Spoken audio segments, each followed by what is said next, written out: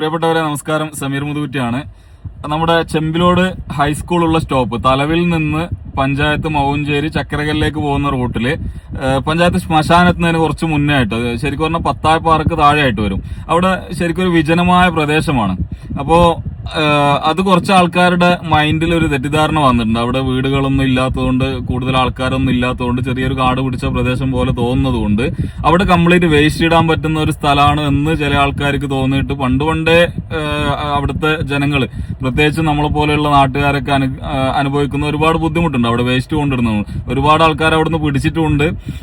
അപ്പോൾ രാത്രി കാലങ്ങളിൽ ഭയങ്കര ബുദ്ധിമുട്ടാണ്. കാരണം ബൈക്ക് എടുത്ത് പോകുന്ന സമയത്ത് ഈ വേസ്റ്റ് ഏതെങ്കിലും സൈഡിലായിട്ടുണ്ടാവുക, അത് നായ്ക്കൾ വന്നിട്ട് എന്ത് ചെയ്യും, സെൻട്രലാക്കിയിട്ട് അതിങ്ങനെ ചീറി തിന്നുന്നതിലടക്കാന്ന് നമ്മളെ പോലെയുള്ള ബൈക്കുകാർ ഇതെടുത്തിട്ട് പോകും. അപ്പൊ ഇതിന്റെ ലൈറ്റ് കാണുന്ന സമയത്ത് ഈ ഭക്ഷണം കഴിക്കുന്ന നായ്ക്കളെ ഉപദ്രവിക്കുമ്പോൾ അവരെന്തായാലും തിരിച്ചടിക്കുമല്ലോ.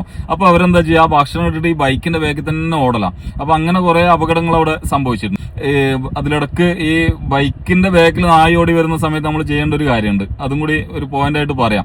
കാരണം ബൈക്ക് നമ്മൾ സ്പീഡ് കൂട്ടുന്ന സമയത്ത് ഈ നായിന്റെ സ്പീഡും കൂട്ടി നമ്മൾ വീഴാൻ ചാൻസ് വരും. അപ്പൊ നമ്മൾ ആ സമയത്ത് എന്താ ചെയ്യേണ്ടതെന്ന് വെച്ചാൽ, ബൈക്ക് അവിടെ നിർത്തിയാല് ഓട്ടോമാറ്റിക്കായിട്ട് അവിടെ നായ് ബാക്കിൽ ഓടുന്ന നായ് തിരിഞ്ഞോടും, അത് പേടിച്ച് ഓടിക്കോളും. അപ്പൊ നമ്മളെ പോലെ പേടി നായ്ക്കൾക്കും ഉണ്ട്. അപ്പൊ അതല്ല വിഷയം. അപ്പൊ ഈ സ്ഥലം ശരിക്കും വേസ്റ്റ് ഇടാൻ വേണ്ടിയിട്ട് മാറ്റിവെച്ച ഒരു സ്ഥലമാണ് എന്നുള്ള തെറ്റിദ്ധാരണ പലർക്കും ഉണ്ടായിരുന്നു.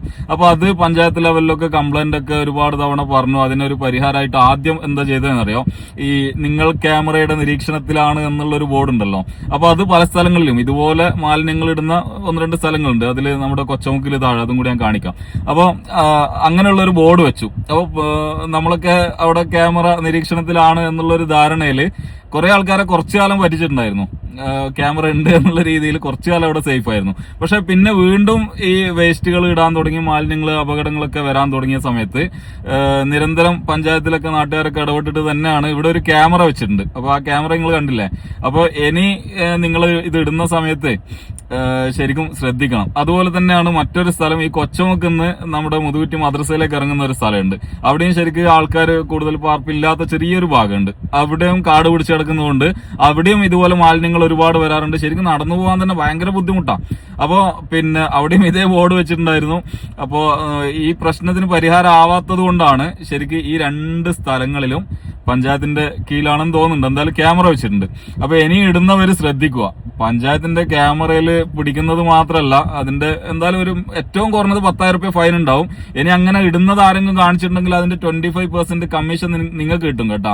കാരണം 10,000 രൂപ അവർ ഫൈൻ ഇട്ടിട്ടുണ്ടെങ്കിൽ അതിൽ 2,500 രൂപ നമുക്ക് കിട്ടും. ഞാനാണ് കംപ്ലൈന്റ് കൊടുക്കുന്നത്, എനിക്ക് കിട്ടും. അത് മാത്രമല്ല ഇവിടെ നിങ്ങൾ ശ്രദ്ധിക്കേണ്ടത്, ഇനി നിങ്ങൾ ഈ മാലിന്യം ഇടുന്നതാണെങ്കിൽ നാട്ടുകാർ കൈകാര്യം ചെയ്യുന്നുള്ള വിഷയം നിങ്ങളുടെ ശ്രദ്ധയിൽപ്പെടുത്തുകയാണ്. Okay, by.